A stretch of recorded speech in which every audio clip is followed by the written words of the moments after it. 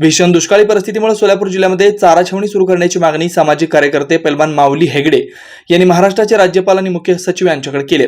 महाराष्ट्र राज्यामध्ये गेल्या वर्षी पाऊस कमी झाल्यामुळे बहुतांश भागात भीषण पाणी टंचाई आणि चाऱ्याची कमतरता आहे। लोकांना पिण्याच्या पाण्यासाठी बनबन फिरण्याची वेळ आली आहे। जनावरांसाठी देखील चारा उपलब्ध होत नाही। दुष्काळी उपाययोजनांच्या अनुषंगाने सोलापूर जिल्ह्यामध्ये चारा डेपो किंवा चारा छावण्या सुरू करण्याची मागणी सामाजिक कार्यकर्ते पैलवान माऊली हेगडे यांनी केली आहे। सोलापूर जिल्ह्यामध्ये सध्या दुष्काळी परिस्थिती असल्यामुळे पिण्याच्या पाण्याबरोबरच चाऱ्याचा प्रश्न मोठा भेडसावत असल्यामुळे राज्य शासन आणि जिल्हा प्रशासनाने त्वरित चारा छावणी शेतकऱ्यांना आणि जनावरांच्या शेळ्या मेंढ्या असतील अन्य गुरं असतील यांना चारा छावणी किंवा चारा डेपो उपलब्ध केला पाहिजे, जेणेकरून ही जनावरं वाचली गेली पाहिजेत। खाटकाच्या दावणीला ही जनावरं गेली नाही पाहिजे, त्याची दक्षता राज्य शासन आणि जिल्हा प्रशासनाने घेतली पाहिजे।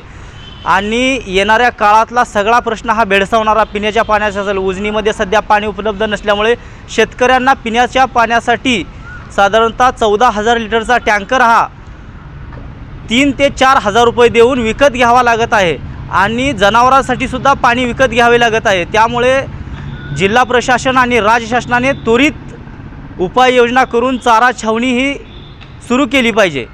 यासाठी मी राज्याचे राज्यपाल आणि संबंधित मुख्य सचिव यांना निवेदन दिले आहे।